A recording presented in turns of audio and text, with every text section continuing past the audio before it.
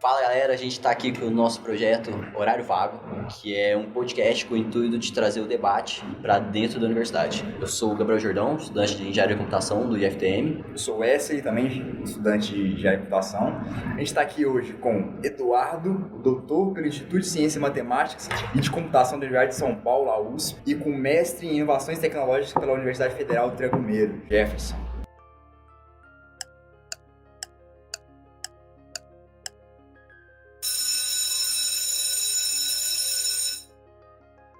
O podcast hoje, o tema vai ser Isso é muito Black Mirror.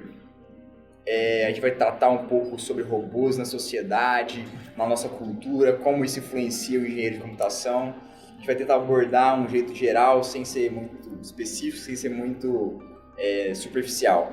Porque, assim, na minha opinião, a gente é muito englobado hoje pelos robôs na cultura, pela tecnologia em si.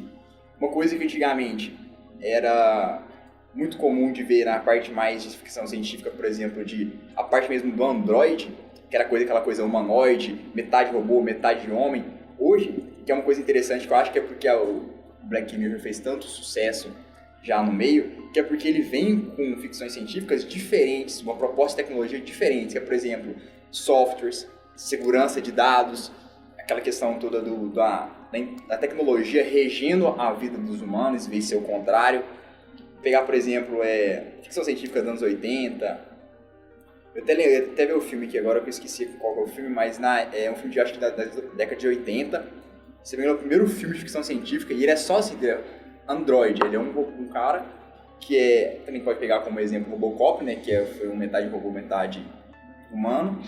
E eu acho que já isso foi muito trabalhado por exemplo, Asimov, e foi depois estagnou, e hoje acho que o que dá mais medo, que vai pegando, por exemplo, com medo de ser exposto, né, de perder a sua privacidade, que é a de software, a de dados compartilhados na rede. Vocês já assistiram Black Mirror, por acaso, Sr. Jefferson? Eu já assisti, sim. Bom, eu acho interessante a crítica do Black Mirror. Em alguns aspectos extrapola, digamos assim, inúmeras possibilidades, eles vão além do que a gente vê como que nós temos hoje, digamos assim, em termos de tecnologia, mas leva à reflexão. Então, é um projeto válido para que nós possamos refletir sobre a influência da tecnologia nos nossos dias. Eu acredito que nós estamos vivendo uma revolução, sim, a robótica cada vez mais presente, a automação mais presente, principalmente via software, o hardware está vindo também, mas acredito que hoje nós temos uma consolidação maior de software, de uma forma geral, no nosso dia a dia, e o hardware agora está buscando forma de acompanhar, ou seja, nós temos um hardware que está se transformando, que é o console do carro, né, a geladeira que vai ganhar uma interface Android, a televisão que já ganhou, e, enfim, né, o nosso relógio. Eu falei a garrafinha do Xiaomi também, que agora já tem uma interface própria. Exatamente. Então, cada vez mais a gente vai ter... Então, mas você acha que, por exemplo, você falou assim que o Black Mirror ele é um pouco fora da nossa realidade. Mas, por exemplo, o próprio Asimov, que eu recomendo que todo mundo estiver escutando para ler, para ver os filmes, até o filme Eu, Robô, acho que o Bicentenário dele também, qualquer tipo de conto dele é muito bom. Ele lá na época dele já fez muita coisa que hoje, mesmo que ele não tenha acertado completamente, ele quase chegou num grande esboço, digamos assim. Então você acha que hoje, o que a gente tem de hoje de Black Mirror, ou o que a gente tem, por exemplo, de filmes sobre... Tinha aquele da Scarlett Johansson. Você acha que isso está muito fora da nossa realidade? Não, na verdade eu digo, no sentido de tecnologia, alguns episódios do Black Mirror, nós ainda não temos tudo aquilo que é apresentado nos episódios. Entretanto, nós teremos nos próximos anos. A principal pegada do Black Mirror é fazer com que nós pensemos sobre para onde nós estamos caminhando, mesmo antes desse futuro chegar, digamos assim. Então, olha, existe uma direção, estamos caminhando nesse sentido. É interessante que nós pensemos os efeitos da tecnologia antes dela ser implementada. Porque depois que ela já está implementada, é muito complicado lidar com aquilo que ela já causa. Essa é a intenção. Então, os países mais desenvolvidos, mais preparados, eles estão fazendo um esforço até mesmo legal, né? E aí, direito é uma questão complicada, porque quem é da área de tecnologia não é da área de direito, quem é da área de direito não é da área de tecnologia. Então, hoje é necessário que haja uma conversa entre essas duas áreas para que haja legislação que não só trata os problemas que a tecnologia já causou, mas aqueles que ela ainda vai causar, mediante as pesquisas que estão sendo desenvolvidas hoje. Não, é exatamente isso que o Jefferson falou. Eles levantam o cenário que pode ser futuro, e é muito próximo, e muitas coisas que já estão bem próximas, só quem está na academia tem noção que realmente o Black Mirror é muito factível de acontecer, a grande maioria dos episódios é factível de acontecer, e é justamente isso, levantar essa crítica. Por exemplo, tem duas tecnologias que estão já sendo estudadas nas universidades, em outros países, já está bem difundido em relação ao que está no Brasil. O AR e o AG. O VR, Virtual Reality e o Augmented Reality. São duas tecnologias bem interessantes que vão auxiliar tanto na educação, vai auxiliar em N frentes de desenvolvimento, só que tem uma discussão muito ferrenha ainda por conta dos problemas que pode surgir você entrar para uma realidade paralela. Pessoas que têm algum certo distúrbio, têm um certo déficit, pode assumir um tipo de comportamento por conta de participar ou experienciar esse tipo de tecnologia.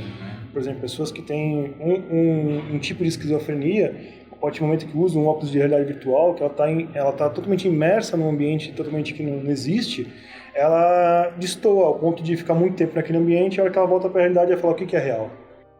Então, tem muita discussão ainda, é justamente isso interessante, é trazer esse embate para o pessoal começar a discutir os problemas psicológicos, os problemas sociais, todos os problemas que influenciam, que estão em volta da criação da tecnologia nova. Igual, por exemplo, na época de 2000, o boom do 2000 era para todos os carros iam ser voadores, naquela época de 50 o pessoal tinha aquela experiência, sei lá, eles achavam que a gente ia chegar nesse tipo de coisa, mas por conta de outros fatores, como desenvolvimento, problemas de locomoção mesmo, ainda não é viável, não tem por que ter esse tipo de coisa. Mas eu acho que é uma coisa que, por exemplo, você falou, em filmes antigos, acho que é uma coisa que vem nova agora, que é a questão do cyberpunk. O cyberpunk ele sempre vem com essa questão da tecnologia e como a tecnologia pode influenciar, não só de forma positiva, como negativa também. Então tem aquele pessoal que caça em robô, que é metade robô, que mata biônicos, tem toda aquela questão, que vem agora o cyberpunk, antigamente não tinha.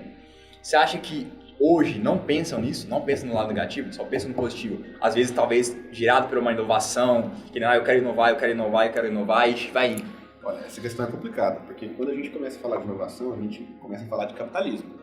A gente começa a falar de dinheiro, de investimento. Então, quando uma empresa se propõe a desenvolver uma nova tecnologia, não necessariamente ela pensa em todos os aspectos negativos que aquela tecnologia ela vai causar. Ela pensa no lucro que pode ser gerado através daquela nova tecnologia. Por isso que cabe ao governo, ao Estado, hoje, né, pensar em políticas, leis que regule esse setor para que não surja alguma anomalia que vai causar um grande mal para a sociedade. Existe comitê de ética, existe todos os trâmites dentro da academia para que um novo produto possa surgir? Existe, sim. Mas uma empresa pode investir em novos produtos, novos equipamentos, novas tecnologias que sejam maléficas. É exatamente isso. O exemplo que eu estava hoje na Jovem Pan. Eles estavam levantando a questão social das redes sociais. E uma coisa que o Emílio falou que eu achei muito interessante, que eu também acredito, que acho que o fim das pessoas vai ser as redes sociais. Assim, o mal do ser humano é a rede social. Um dos problemas que estão acontecendo hoje, Facebook, Instagram, principalmente, pessoal que sofrem de ansiedade, tem pessoas se suicidando, tem pessoas tendo problemas por conta da falta de feedback que precisa ser rápido. E o pessoal que na hora que desenvolveu o Instagram, momento algum, eu tenho quase 100% de certeza, que eles não pensavam que onde ia chegar isso. E justamente, a tecnologia cresceu num certo ponto que assim, eles simplesmente precisam vender. E eles entendem o cara que está lá na outra ponta como produto. Eu preciso identificar o que o cara quer comprar. Ou, sei lá, criar a necessidade e falar pro cara, você precisa disso. Mas o cara não precisa disso para viver. E isso é uma das paradas que Black Mirror discutiu nessa última temporada. Porque a gente pode ver como a sociedade não consegue ver tipo, o perigo da tecnologia chegando. Porque nas primeiras temporadas de Black Mirror, eles tentavam pegar uma coisa mais longe, uma coisa que tá, pelo menos pra galera, tá mais distante de chegar. Aí nessa última temporada eles pegaram problemas como redes sociais, jogos de realidade virtual, e a galera não gostou. Aí essa temporada foi a temporada que teve a menor crítica dentre todas, velho. Então, por exemplo, no episódio de redes sociais falou exatamente isso. Falou assim, a distância a penúltima temporada, para o que realmente está para acontecer, a distância é longa, então não surge tanto efeito.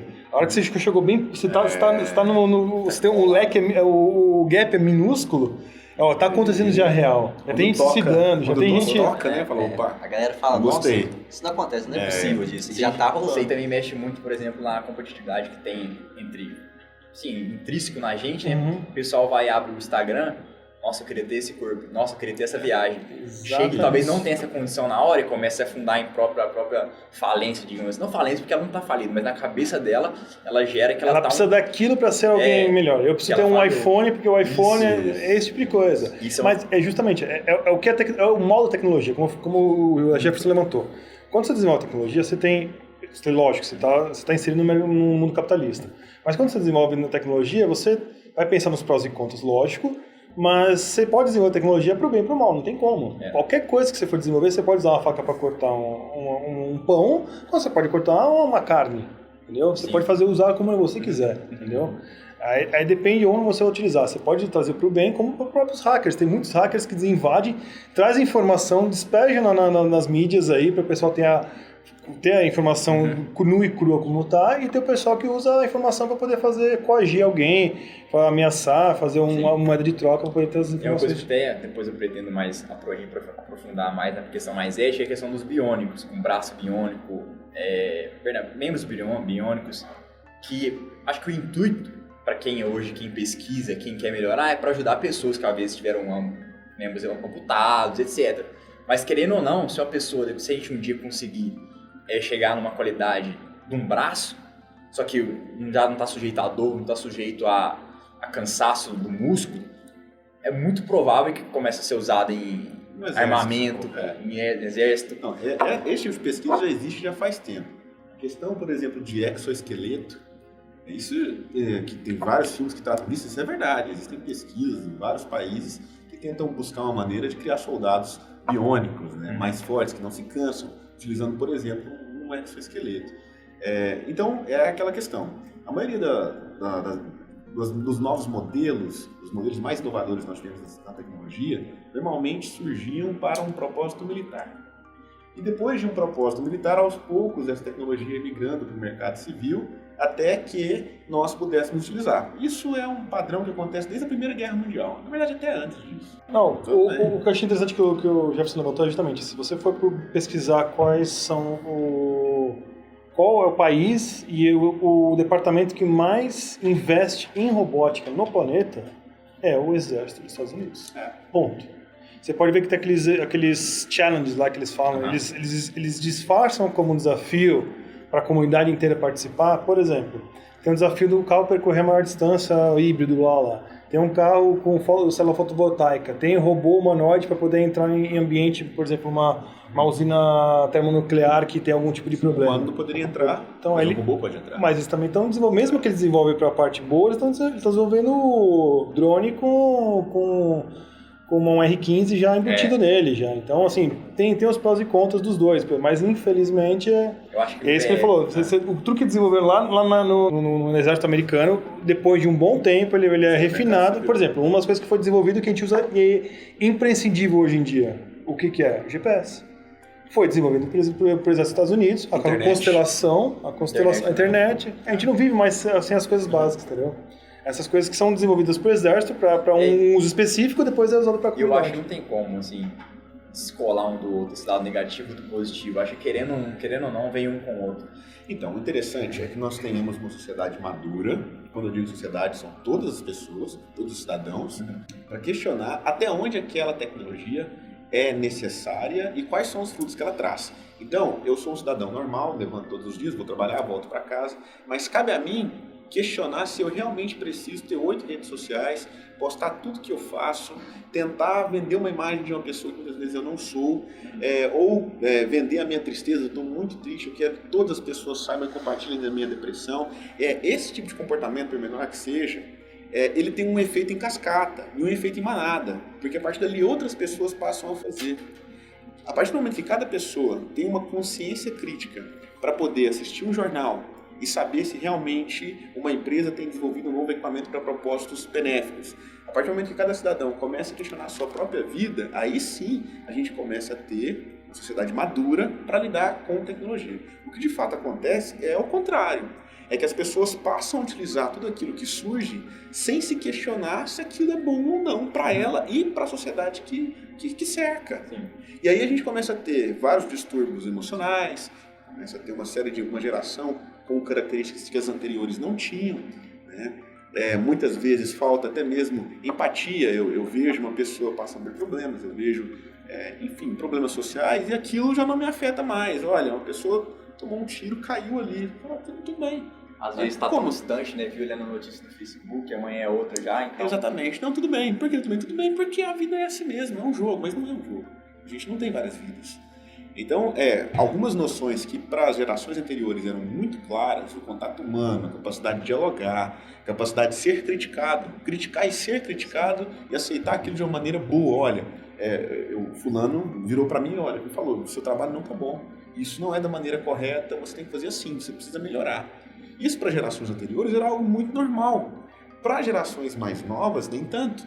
Então é necessário que nós sentemos e conversemos como isso aqui que nós estamos fazendo, para questionar quais são os fatores positivos, quais são os negativos. Existem positivos? Sem dúvida, mas existem também negativos. E aí a gente vai ter que buscar um meio termo, um balanceamento entre esses dois critérios. Eu queria saber a opinião de vocês sobre positivo ou negativo a questão do desemprego, onde que a indústria 4.0 vem trazendo, automação vem trazendo.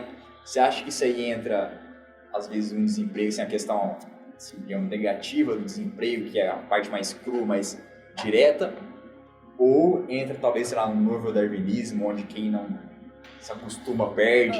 Eu tenho, assim, primeiro, não tenho os dados reais de quanto que foi industrializado e quanto que você teve a mão de obra, assim, você teve uma queda de emprego. Eu não tenho esses dados reais, mas o de experiência que eu tenho, na hora que você tira um funcionário de um trabalho estafante, de um trabalho nocivo, insalubre, um trabalho que possa causar algum malefício para a vida dele, e colocar ele, por exemplo, você tem agora você tem um trator totalmente mecanizado, totalmente automatizado. Então você não tem mais o cara lá no chão, lá sentindo o cheiro do agrotóxico, aplicando o defensivo lá direto na lavoura.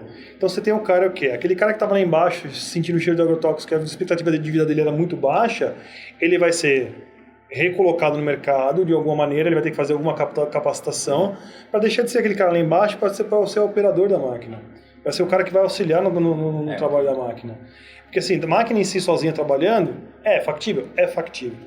Até 2050, tranquilamente, vamos ter vários trabalhos que não existir mais por conta da IA, Deep Learning, assim por diante. Vários tipos de IA. Você consegue trazer conhecimento e aplicar conhecimento na máquina e fazer ela pensar. Temos N filmes que eu posso falar aqui para vocês, que seria interessante o pessoal que ouve o podcast assistir. N. Her, tem aquele Transcendence, tem aquele do Johnny Depp, que ele feito o upload dele, quando ele morre, ele feito o upload pra rede dele. Ah, sim. Não lembro. Esqueci o nome do filme também. Minority Report. Minority Report. Tem vários filmes que são... Oblivion. Tem vários filmes que trazem esses cenários que são 100% factíveis. E, como eu falei, tipo... como eu não tenho dado real de quanto é que realmente está afetando, eu acho que o que você falou do darwinismo, não é bem darwinismo, são as pessoas, realmente, não que ela vai deixar de passar para a próxima geração, mas ela vai se adequar à real necessidade. Antigamente o cara era basicamente a linha de produção, ele tem que apertar parafuso para a direita, e o outro apertar para a esquerda, e acabou, ele não sabe fazer mais do que aquilo, aquele chão de fábrica, aquela coisa maçante e estafante, que eu posso colocar uma máquina para fazer isso. Tem os prós e contras de uma máquina? Tem. A máquina trabalha 24/7, não tem CLT, ela não vai engravidar, ela não tem problema de humor, o cachorro dela não vai chutar ela, a mulher dela não vai brigar, esse tipo de coisas que o ser humano tá imbuído de acontecer, né? Mas, por exemplo, tem algumas outras coisas básicas que a automação pode causar alguns problemas, por exemplo, mas também por conta de falhas humanas. Vocês viram atualmente o 737 MAX? Todos os 737 MAX estão groundeados, que eles falam, eles estão no chão. Todos os 737 MAX estão no chão, por quê? Um desenvolvimento de software, um código que o pessoal desenvolveu lá acho que é da Boeing, ele da Boeing Airbus, sempre confundo. Ele ajusta o profundor traseiro da cauda, você tem um profundor, de acordo com um tipo de padrão lá que ele tem dos instrumentos, dos inputs que ele tem. E já foram 2 pro chão, morreu um monte de gente. Aí eles descobriram esse problema de software e todos os 737 MAX de todas as empresas no mundo inteiro atualmente agora estão groundeados, estão no chão, não sobe nenhum, enquanto não resolveu o problema de software. Um problema de software matando um monte de pessoas. Acontece, porque você aumentou o nível de automação, está tirando o problema. Mas, olha que engraçado, esse problema do 737 MAX que matou, derrubou esses 2 aviões, naquele Air France que saiu do Brasil e foi até, tá indo para a França, ele caiu no mar, se tivesse esse tipo de automação, o piloto que não era experiente não tinha derrubado o avião. Então é um limiar bem tênue, é complicado, entendeu? Eu nunca tinha parado pra pensar nisso direito, assim. Acho que estava um pouco distante, não sei, porque quando eu fazia elétrica, não era tão, assim, eu ficava pensando, vou trabalhar em obra.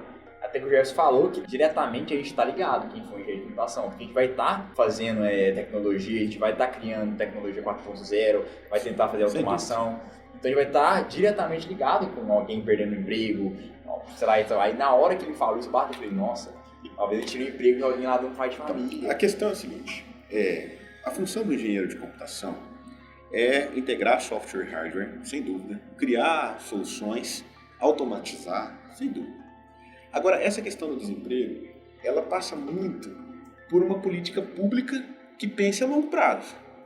Então, quando nós percebemos que cada vez mais profissões podem acabar, eu tenho que fazer com que a população estude mais, se prepare mais, porque outros empregos vão surgir.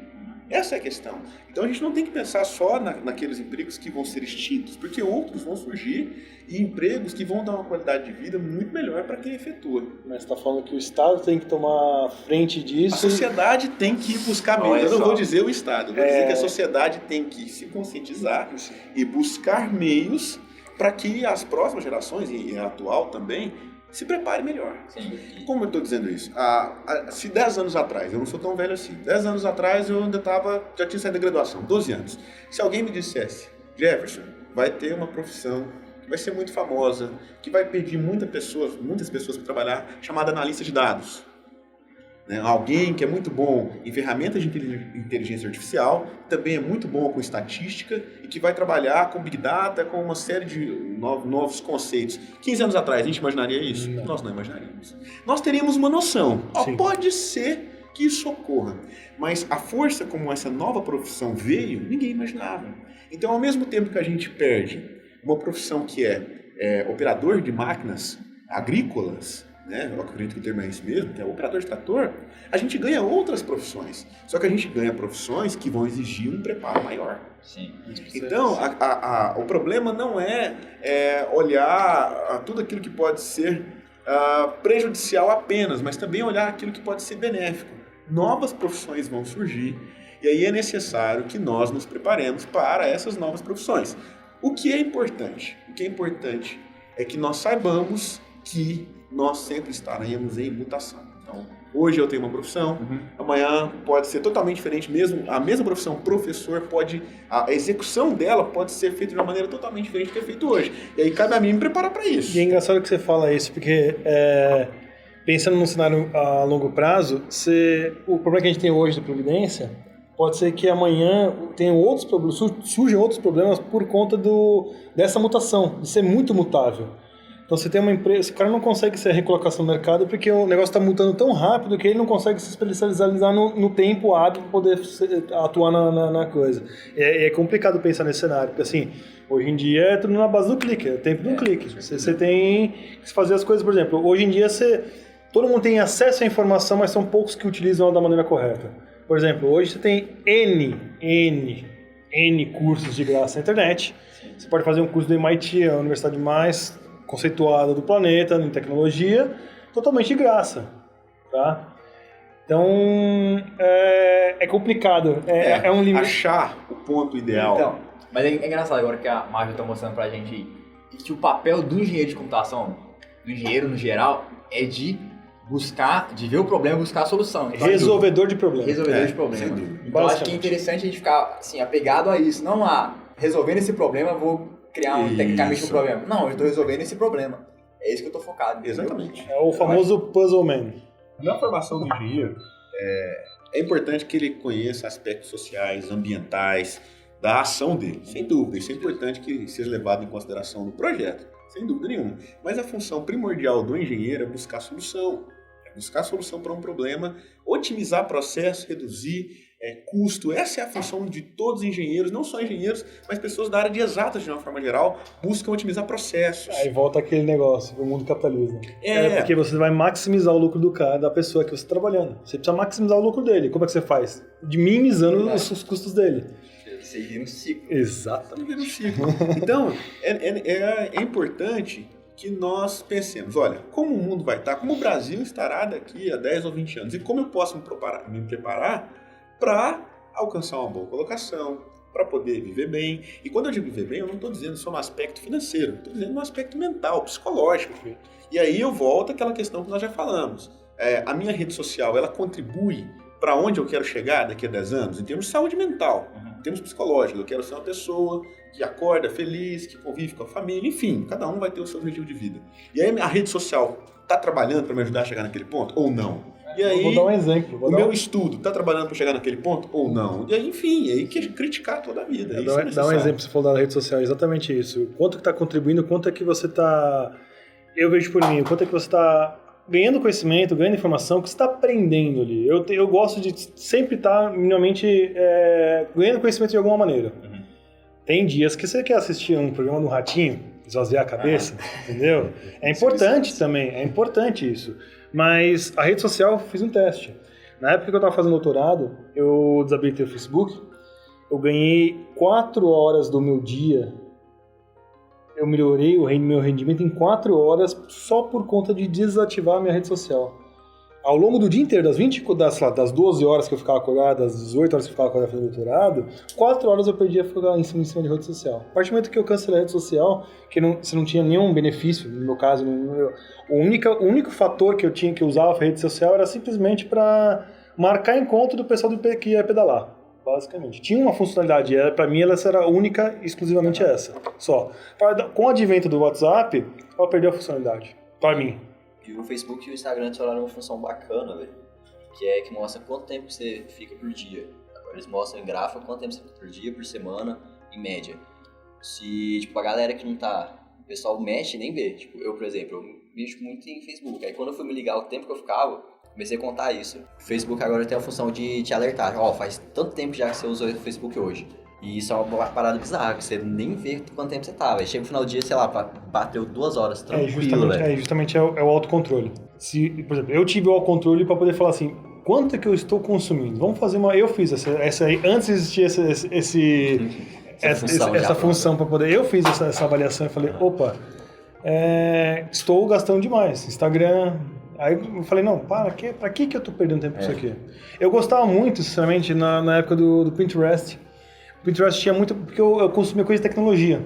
Então tinha muita coisa de desenvolvimento tecnológico, de inovação, de coisas interessantes. Eu uso bastante, consumo bastante. YouTube é muito interessante. O pessoal que não tem... Fantástico. Para quem não tem precisa de um nível de conhecimento, precisa entender coisas... O YouTube de novo tá querendo criar a mesma coisa assim, que acho que é o negativo, não negativo, mas agora, não sei se você percebeu, agora tá querendo criar uma comunidade dentro do YouTube, com stories, com posts dentro do YouTube, com comentários, com... Uma pegada mais rede social. Vai desconfigurar a funcionalidade básica dele, ele vai perder chão. Vamos pensar o aspecto positivo. Por exemplo, imaginemos uma criança, hoje um adolescente, que mora numa cidade muito pequena, no interior do Brasil, e lá ele não tem acesso à informação, assim como uma outra criança ou um adolescente teria numa cidade igual São Paulo, Rio de Janeiro, enfim, uma cidade maior. Com o YouTube, se o pai tem essa possibilidade de instruir o filho, ele pode se tornar um gênio. Ele pode absorver informação da melhor qualidade. A USP hoje, ela fornece inúmeras aulas de cálculo, aulas complexas, profundas, a nível de pós-graduação, no YouTube. Então, o canal da VUNESP. A VUNESP tem uma universidade virtual do estado de São Paulo que une professores da Unesp, Unicamp e USP e produz um material extremamente bacana, de altíssima qualidade, onde uma pessoa que está no interior do Amazonas, digamos assim, vivendo numa comunidade ribeirinha, claro, desde que ela tenha conexão, ela pode se apropriar daquele conhecimento e utilizar aquele conhecimento tanto para a comunidade onde ela vive, quanto para a vida dela. Não, eu estou aqui, eu moro numa cidade de 3 mil habitantes, no interior de algum estado, mas o meu sonho é ser médico. E ele pode chegar, sim, a ser médico, assistindo aula de ensino médio no YouTube. É uma coisa que a gente não tinha O antigamente. filme lá, o menino que descobriu o vento.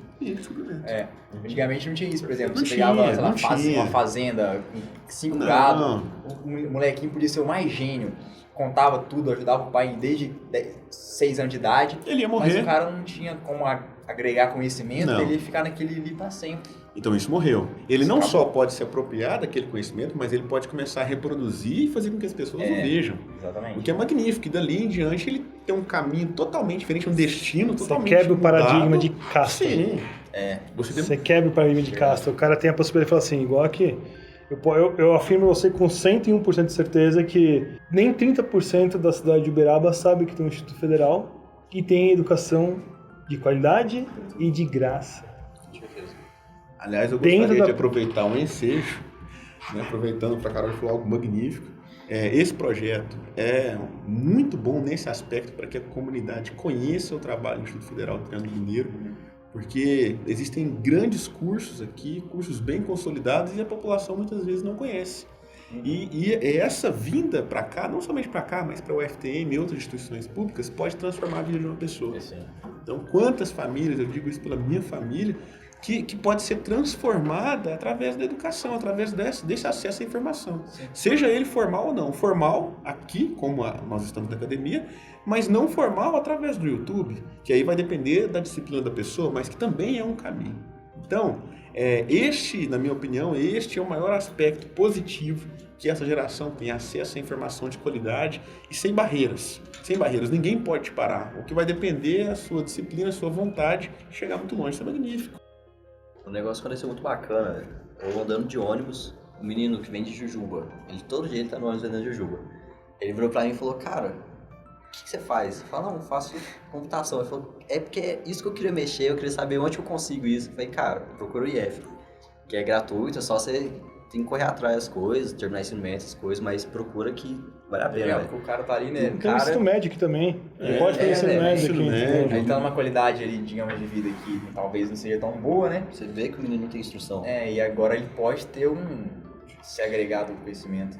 Esse conhecimento que ele vai adquirir vai fazer com que ele possa optar por uma profissão no futuro, já que uma profissão que às vezes ele exerce hoje pode não existir. Então ele tem a possibilidade de optar. Às vezes ele pode dizer, não, eu quero continuar vivendo da forma que eu vivo, conscientemente. Ou ele vai dizer, não, eu vou optar por outra profissão, porque o mundo está mudando, e assim sucessivamente. Agora, fazendo um gancho no que o Dário falou sobre autocontrole. A questão de... que eu acho que toda a questão da rede social, que o ser humano, ele cria uma tecnologia, gera um controle sobre ela e ela acaba que gera um controle sobre ele, que é o que é a rede social hoje. Muita gente hoje tem a vida controlada por uma rede social. Você conhece, pegar assim uma rede social, você vê, às vezes um cara posta foto na academia, só vai na academia postar foto. Às vezes a menina quer mostrar que sai pras amigas, vai sair só pra mostrar a foto. Então a tecnologia, querendo ou não, está regendo a vida das pessoas. Comportamento. É o comportamento. Aí, agora, já fazendo um gancho pro próximo tópico, você acha que esse controle do ser humano sobre o robô, ele sempre vai ser da nossa parte? Ou você acha que a gente... Porque o meu maior medo, vou ser sincero, tem um pouco de teoria de conspiração. Eu sei que você também tem. Não é que teoria da conspiração, eu falo completamente aberto. Não existe teoria de conspiração. Muito pelo contrário, isso é fato, é verídico. Realidade. É fato. Cara, você tem os dados da Sony, você tem os dados da Panasonic, você tem os dados de todas as Smart TV, que os microfones estão abertos, as câmeras estão abertas, então você está lá na sua casa, totalmente...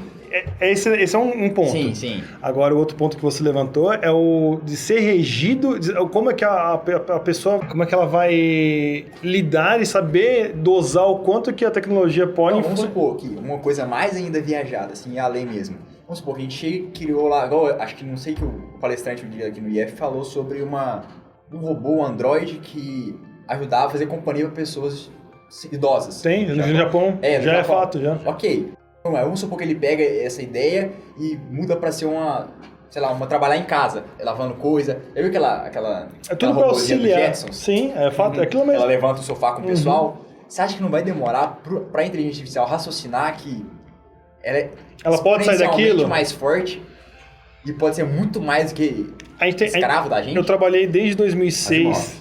Eu trabalhei desde 2006 com futebol de robô. O intuito do futebol de robô era a excusa, né, que eles falam, a desculpa do futebol de robô era desenvolver tecnologia para aplicar na robótica. A parte de visão computacional, a parte de locomoção, todas as partes específicas para poder... A desculpa era o quê? Até 2050 ter um time 100% robótico, humanoide, que pudesse jogar futebol contra o melhor time de futebol humano naquela época, o campeão mundial naquele ano e o time de robô em 2050. Eu falo que isso vai acontecer antes. Eles falam 2050, eu falo que acontece bem antes, 2050. Porque já tem capacidade, já tem... Agora você falou o limiar, que é a parte que é o limiar tênue. O quanto que você dá de poder para IA raciocinar e tomar suas decisões e ter a sua como fala, sua autonomia, seu livre-arbítrio lá, é tudo que o humano quer que ela se torne independente, mas ao mesmo tempo que obedeça, por exemplo, as 3 regras básicas de Asimov. Por exemplo. Se ela obedecesse as 3 regras básicas de Asimov, ela ficaria dentro do protocolo. Ela não ia ferir nenhum ser humano, ela ia obedecer um ser humano e ela não ia se proteger sem ter o ser humano no meio, né? Seria assim, né? Eu não lembro exatamente qual que são as 3 regras, tá? Mas a chance disso de ter um salto e pular e as máquinas dominarem o ser humano, tipo Matrix, é factível. Por quê? Porque nós estamos lidando com humanos. E humanos, cada um pensa de um jeito. Cada um vai querer... Esse é o meu medo. Meu medo em si não é do robô, mas que quem cria robô é humano. Exato, ponto. Você não tem limite pra isso. Num laboratório, num lugar distante, não gelado, tem pode ter um... Asimov, ele tem um pesquisador que desenvolve um que foge às leis de Asimov. Acabou.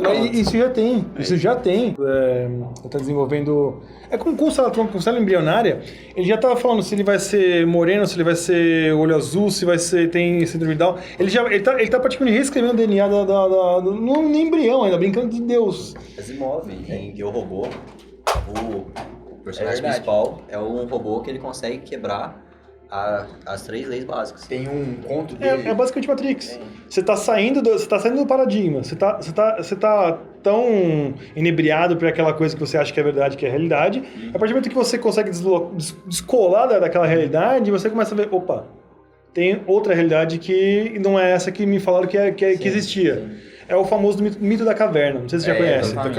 O mito da caverna é o clássico. A nossa inteligência que vai gerar uma inteligência. Isso. A nossa inteligência ela é grandiosa, assim, não a minha, né? Mas assim, de muitos humanos aí. Eles podem criar uma inteligência artificial gigantesca que consegue raciocinar isso. Tem um vírus famosíssimo. Ele vaga na internet procurando pedaços de código e começa a reescrever o próprio pedaço de código. Então ele vai pegando pedaços de outras informações de código e vai aplicando e vai mutando. Tipo Frankenstein. Ele mesmo vai se adaptando, vai fazendo isso. Então já é fato, já existe isso hoje.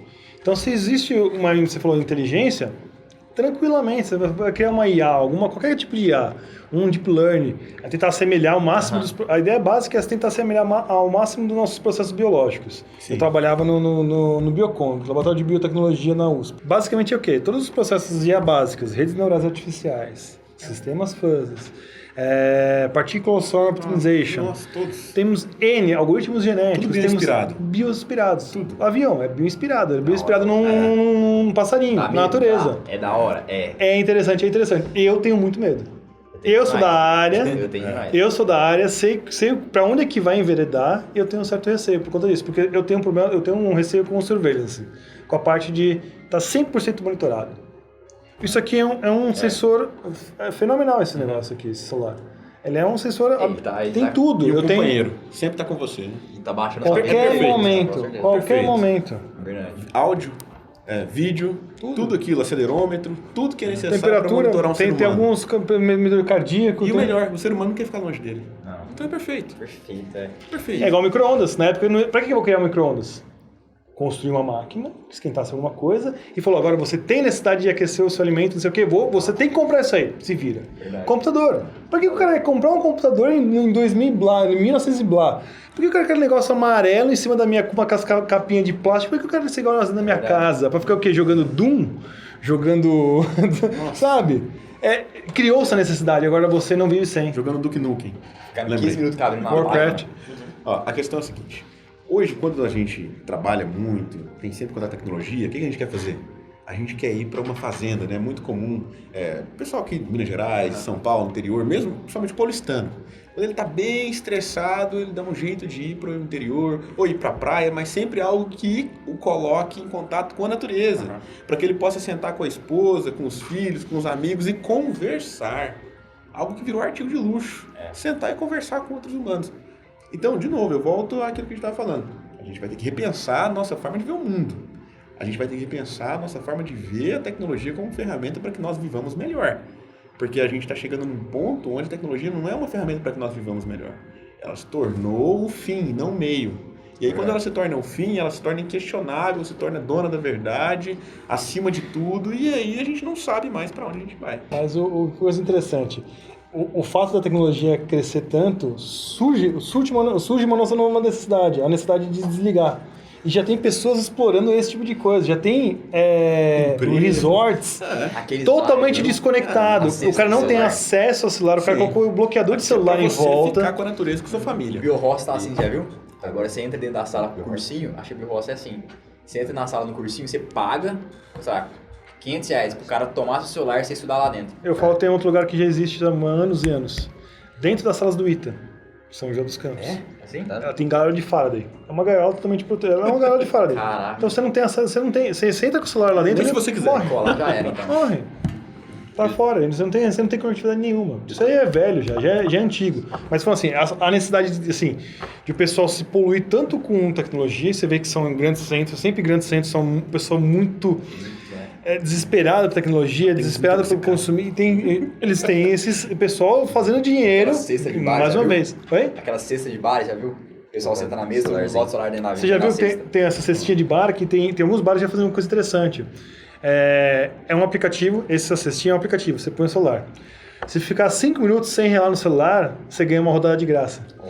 Então tem um pessoal fazendo coisa, ajudando o quê? Porque quanto mais o cara ficar na mesa, quanto mais ele vai consumir. Ele no celular, ele tá trocando ideia aqui, depois de 5 minutos ele vai, galera, vambora, tchau. Então eu preciso manter o cliente ali para fazer dinheiro. Nossa, Então tá sempre arranjando coisas para poder, entendeu? Você percebe tanto que essa necessidade ficou bizarra, que hoje em dia mesmo a galera sabendo que faz mal, sabendo que tá errado, não desgruda, sabendo tanto de dados já tem vazado. Quais são os fãs do McDonald's? Todo mundo já sabe que aquela porcaria não serve pra nada, aquele negócio é um veneno. E você não vai lá? Fica lá, do mesmo jeito. Acabou. É impressionante. Por isso que eu acho que o medo da IA se desenvolver, se autodesenvolver pra voltar contra o humano, acho que é muito abstrato, geralmente pra quem não entende esse negócio, não é tão palpável, mas é muito fácil você enxergar que o ser humano pode ali... Não tem quantidade de virar uma robôs chave, aptos sabe? pra fazer isso, mas a partir do momento que você tiver pelo menos metade dos robôs, vocês têm, sei lá, tem 1 bilhão de pessoas no planeta, se tiver 500 milhões de robôs, realmente, aí o negócio vai ferrar. Aí provavelmente eu vou estar bem morto. Tô livre disso aí. Se você pegar essa parte de necessidade, velho, a partir de que momento que a inteligência artificial vai perceber que o humano tem necessidades que ele não consegue inibir e começar a usar isso também, velho. Porque ser humano faz sabendo que vai dar ruim, imagina uma inteligência artificial. Não, ele sabe os pontos fracos. Sabe? Exatamente, é a água e ar, acabou. Ela pode atacar os dois e simplesmente Então, do mesmo jeito dominar, que acabou. o Google te mostra tudo que você precisa, você pesou uma vez, ele já te mostra o que você precisa. Ficou cada vez mais burro. Antigamente você não tinha Waze, você tinha aquela guia 4 rodas ou páginas amarelas que você virava e ficava folheando pra saber onde Eu chegar. sou da época de guardar telefone das pessoas. Perfeito, eu Telefone sabia de do fulano, todos. Tal. Agenda. Gravava 15, 20 Aquela telefones. agenda Eu não sei o telefone da minha telefônica, mulher. Você colocava ali, Influencia assim, Chico, velho. Você falou, comentando aqui, sobre o ser humano e a natureza. E já levando para o lado meio natural da coisa de ser, assim, da gente mesmo, da nossa criação. Vocês acham que se a gente um dia assim, bem lá pra frente, a gente conseguir chegar à proximidade de um ser humano, do corpo, funcionalidade, como você falou de questões biológicas, você acha que ainda assim o ser humano, por ser algo criado por natureza, é superior à criatura? Aí eu entro é um limiar bem... Eu não gosto de discutir isso por causa que é complicado. Porque assim, eu gosto muito e acredito muito no darwinismo. Acredito e gosto muito do darwinismo. Você tem um gene recessivo, você não pode passar para a próxima geração. Sim. A partir do momento que você dá habilidade para uma pessoa que tem uma certa debilidade a continuar apta e proliferar o gene dela, você tá continuando, mantendo a variabilidade genética. Mas, por outro lado, você está continuando com esse gene ruim. É tosco dizer isso, mas, por exemplo, índio, sem conhecimento nenhum, sem experiência nenhuma, mas para o habitat que ele está, ele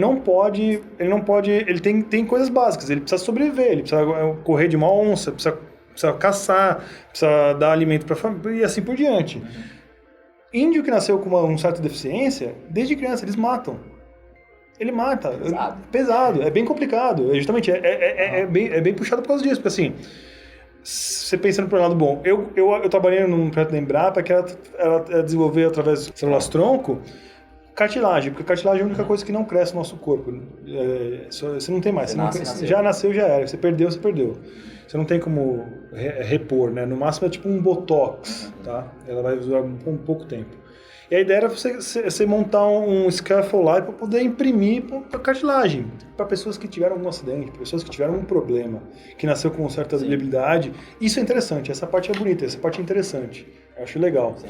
Mas, por exemplo, você chegar a ter uma pessoa que é praticamente é complicado, é um limiar muito tênue, porque assim, você é uma pessoa que você tem assim, qual que é o limiar que você vai brincar de Deus, que pode estar vivo ou não pode estar vivo? Por exemplo, a pessoa que nasceu com uma certa debilidade, mas praticamente ela não fala, ela é um peso de papel, ela não tem funcionalidade nenhuma.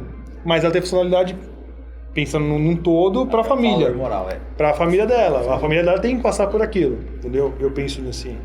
Mas para a sociedade em si, não tem um porquê, entendeu? Sim.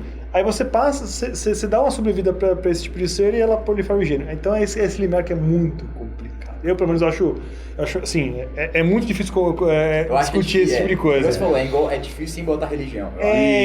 Religião é muito complicado. Você colocar os valores pessoais. Você botar, nossa, uma criatura divina, aí vai ficar mais fácil. Tudo é cultural. Mas pensando pelo lado de... Não sei, eu acho que eu tenho a impressão que o ser humano ele pode tanto, igual a gente vê já de anos e anos e anos, a gente sempre vai evoluindo, sempre melhorando, sempre buscando. Eu não sei se eu tenho medo que se a gente, sei lá, se substituísse, igual eu acho que uma série que o Leandro tá falando pra gente, que era que o robô trocava de corpo com o ser humano, um negócio assim. Eu acho que então aí ele pegava a mente do ser humano, mas com os benefícios do corpo robô. Eu acho que acaba ou não, você perde em algo. Eu tenho essa impressão. Olha, eu acredito no colapso. Olha, eu vou dizer... Vai chegar num nível máximo, mas simplesmente ela vai colapsar. Vai virar tudo mato de novo, não vai sobrar nada e vai ter uma próxima geração. Vou dizer minha opinião pessoal sobre isso. É o pessoal. Pode você falar aí. Não é ciência, não é científica. Eu acredito que nós evoluímos no que diz respeito a ferramentas. Mas nos aspectos morais, nós não evoluímos. Nós cometemos homicídio, nós mentimos, nós roubamos, nós cometemos os mesmos crimes que nós temos na sociedade atual, são os crimes discutidos no Império Romano, no direito romano, que é a nossa base. Então, ao mesmo tempo que nós temos uma evolução tecnológica, nós tivemos pouca evolução moral, isso é uma opinião pessoal. Então, quando a gente para discutir evolução tecnológica e dizer até onde isso pode ir, isso é muito importante. Mas nos aspectos que nos tornam humanos, nós estamos estagnados. E se a gente não começar a questionar e discutir esses aspectos morais, aí a tecnologia pode levar a gente para um fim muito triste. Muito triste. Ela não vai servir de nada quando não existir mais humanos. Excelente esse ponto, excelente. Excelente. É verdade. Excelente. Uma coisa que eu queria perguntar. Você falou, por exemplo, da criação de cartilagens, coisas, partes que não deveriam, não que não deveriam, mas não são criadas naturalmente, que a gente está usando para repor.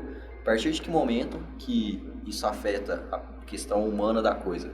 Por exemplo, a gente pega... Brincando de Deus? Se o cara não tem cartilagem mais, o cara é um gênio que vai... Você acha que não tem limite? Tipo assim, o quê? Qual que é a diferenciação entre Não, eu acredito que não. Eu acredito que não. Assim, a partir do momento que assim, você tá ajudando uma pessoa, não tem limite. Mas aí tá, mas aí vamos supor, 50 anos atrás, arma, sei lá, braço biônico é normal, consegue fazer, abrir e fechar, tem a mesma velocidade na mão e tal, mas tem os benefícios de um braço biônico, como eu falei, não cansa, não dá cãibra, não tem essas coisas. E só começar a se automutilar, começar em clínicas pra tirar braço e botar biônico. Eu entendo você quer chegar, por exemplo, até uma discussão um tempo atrás que o pessoal tinha com o pessoal que foi na Paralimpíada.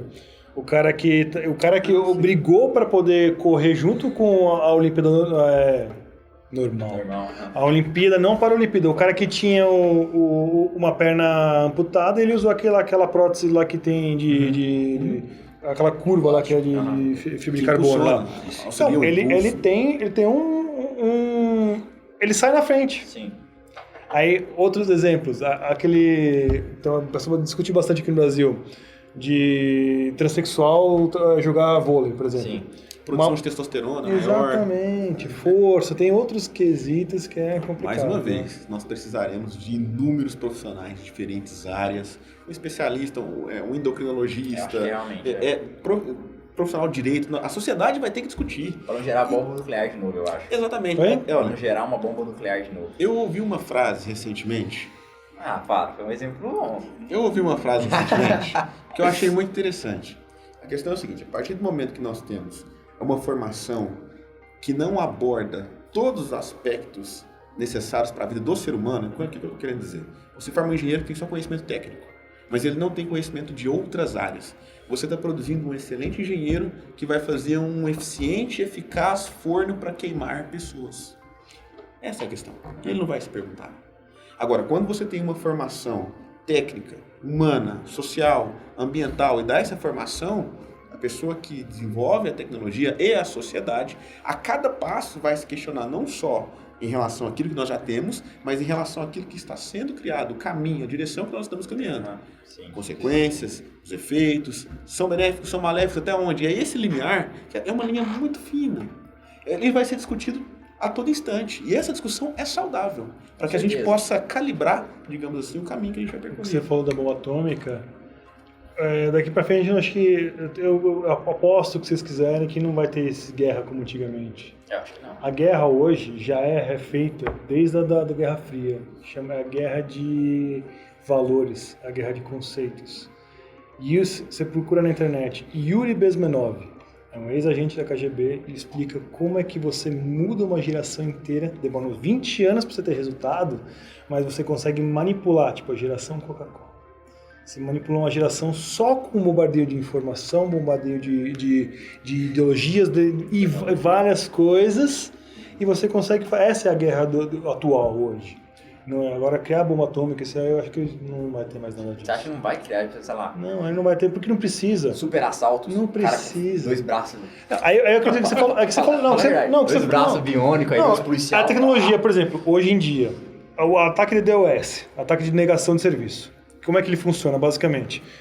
Tem uma infecção em vários N computadores, vários estão com um vírus, ele tem um X horário que ele vai invadir o servidor e tem muitos acessos, o servidor cai, e na hora que ele está reiniciando o servidor, eles acham uma brecha e invadem, assim por diante. Existe ataque de DOS, que eu estou prevendo, por exemplo, os Teslas. Os carros que têm acelerador e freio totalmente automático. É Android. Tem os carros Land Rover. Tem um estudo que é fato, é real, um estudo que um Land Rover na Inglaterra, os caras remotamente acionaram o freio. O cara tá no meio do trânsito, o cara acionou o freio do carro, é um teste. Então, imagina um ataque de DOS com um carro. Eu loto as delegacias, os lugares para poder assaltar um banco. É fato, é factível. Ou hegemonia, né? Para todos os carros no meio lá, assim, do trânsito. Bateu, quem bateu, é isso. Exatamente. Que isso. Então acho que vamos, né, finalizar o podcast de hoje. Quero agradecer o Gerson, agradecer o Eduardo, essa primeira edição. Eu acho que é bom recapitular, assim, o intuito desse podcast, né? Que realmente é introduzir o debate, mostrar como é um debate saudável, um diálogo, e fazer com que, dentro da faculdade, os engenheiros não se formem só na parte técnica, como o Gerson falou, que formem sabendo dialogar, aceitar novas ideias, dialogar sobre essa ideia, apresentar seus lados positivos e negativos para que assim a gente tenha uma sociedade um pouco mais tolerante, digamos assim. Sem dúvida O nenhuma. pessoal tem que saber que a opinião do outro não é uma guerra já montada. É só a opinião do outro. Aí eu basicamente. entro na questão. A partir do momento que você entra para um diálogo, vocês têm que ter certeza que a sua opinião pode mudar. Porque senão não tem por que você entrar no diálogo. Exatamente. Se você vai entrar numa discussão, você tem que saber que você está apto a entender o ponto de vista da outra pessoa e mudar o seu próprio ponto de vista. Se você entra numa discussão sem ter essa noção, não tem por que discutir. Então o diálogo não se faz necessário. O diálogo se faz necessário quando realmente as pessoas estão aptas a mudanças. Eu acho que isso é um tempo outro podcast, que é a grande polarização do brasileiro, que é aquela questão de quem entrar num diálogo para ganhar. O cara só sai do diálogo se ganhar. Ah, não. Eu saio, o cara convenceu o cara, ou ele desistiu. Ganhei. E é isso. E ganhou o quê? Ganhou o quê? Perdeu tempo, na verdade, só. Então é isso. Eu vou pedir para quem tá assistindo o podcast para mostrar para amigo, mostrar para o pessoal colega de sala, divulgar. E até a próxima edição. É isso. Muito obrigado. Valeu, obrigado. Falou, gente.